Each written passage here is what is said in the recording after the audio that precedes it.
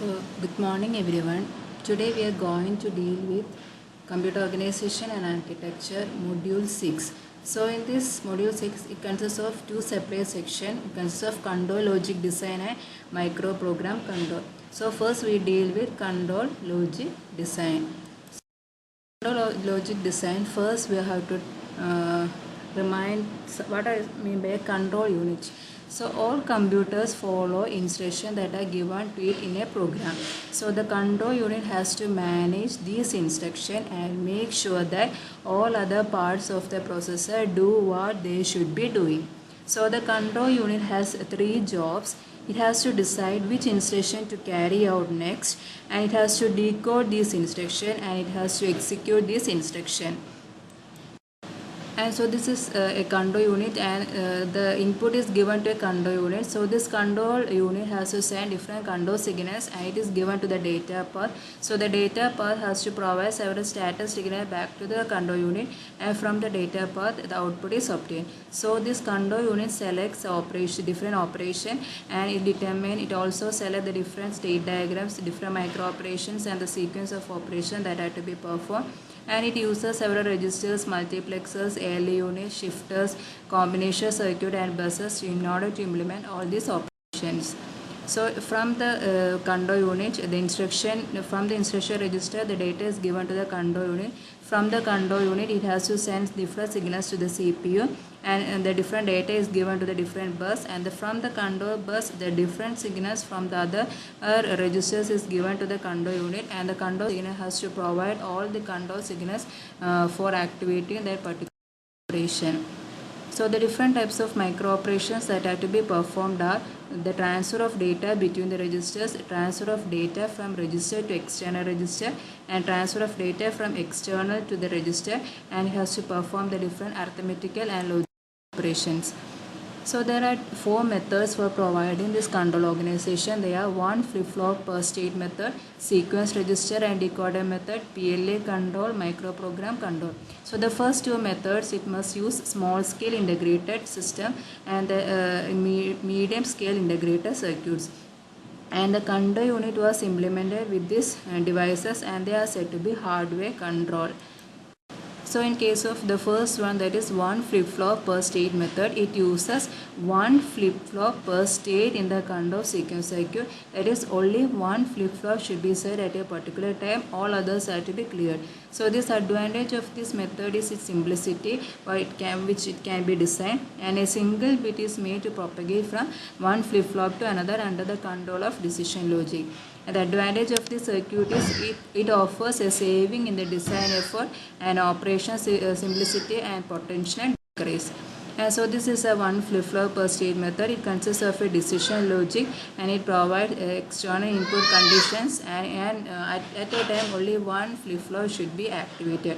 So the other output should be provided from this control flip-flop. So there should be several external input condition, and it is the decision is given by the decision logic, and from the decision logic at a time only one flip-flop will be activated. So the next method is sequence register and decoder method, and it is used in medium scale devices, and this method uses a register to sequence a control state, and it is having flip-flop to provide the sequences or to provide the data, and it consists of a 4-bit sequence register that can be any one of the 416 state, and it consists of two flip-flops and decoder that establish the connection between, and it is provided a counter decoder. That is, it consists of an external input, and it is given to a decision logic, and from the decision logic it is given to the flip-flop, and from the decision it is given to a sequence register, and from there it is given to a decoder, and again the result is obtained, and some of the input is given back to the decision logic as a present state. This is a sequence register and decoder method. So next is a PLA control, that is programmable logical array control. Is essentially similar to the sequence register and decoder method, except that it consists of a combination circuit that are implemented with the PLA. That it includes a decoder and decision logic. That is, it consists of a decoder and a decision logic. The sequence and the decoder are combined together. That is, the external sequence register consists of the present state of control and the other PLA circuit. This is using low scale integrated devices. So it consists of a sequence register and then a PLA controller. So the external input condition is given to the PLA. From there it initiates microoperation, and some of the inputs are given back to the sequence register, and from the sequence register it is given to the PLA unit. So next is a micro program control. The purpose of control unit is to initiate a series of sequential steps in microoperation. So these control variables are the sequences of instruction are given are represented by using some ones and zeros values in case of microprogram control. So it consists of a control unit whose control variables are stored in memory is called a microprogram control unit, and it consists of a control word of memory called micro instruction, and the sequence of micro instructions are called microprogram. So this is a control logic for a microprogram. It consists of an external input condition and it given to the next address generator. From there it is given to the control address register. From there the data is stored into the control memory, which is in the form of ROM, and again some of the instruction feed back to the next address generator as next address information, and it initiates the different micro operations.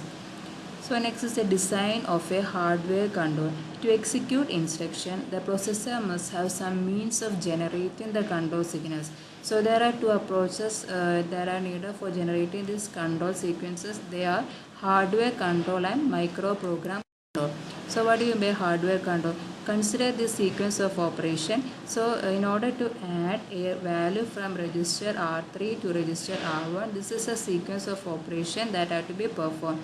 This sequence of instruction and its corresponding control signals are discussed in module 2.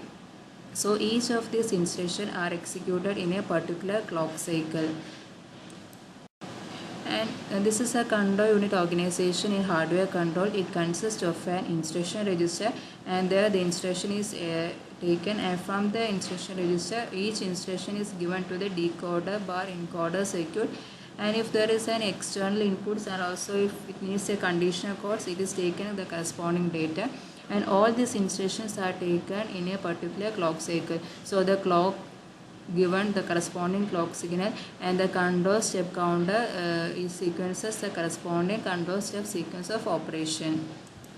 So each step is completed in one clock period, and a counter is used to keep track of the control step, and the control signals are determined by the contents of control step counter, the contents of instruction register, the contents of conditional code flag, and external input signals such as MFC and interrupt request. So the decoder and encoder block is a combination circuit that generates the required control outputs depending on the state of all inputs.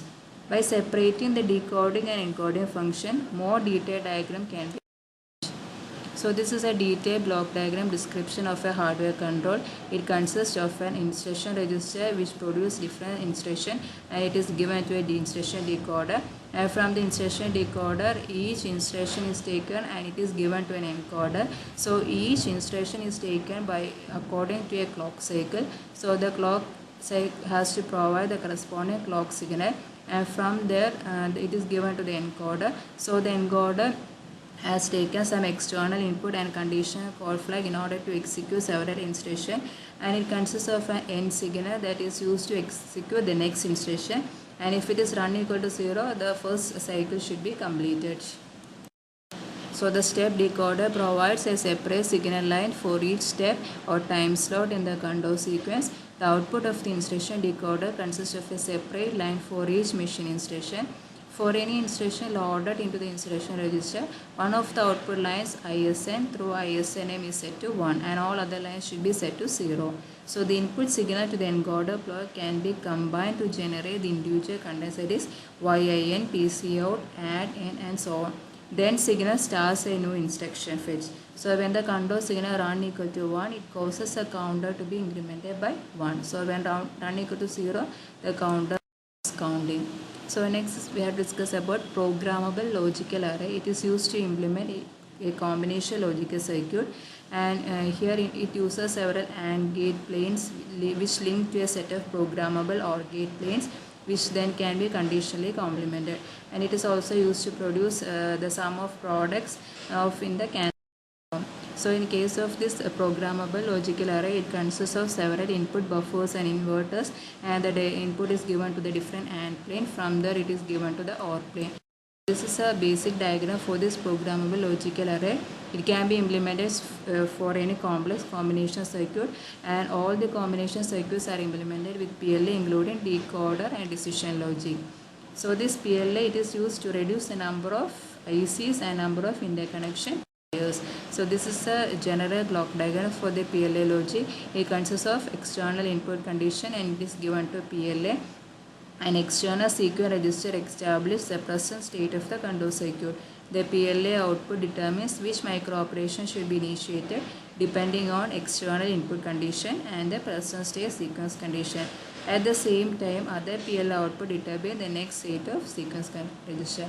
So this is all about this control organization and about the hardware control design. Thank you all.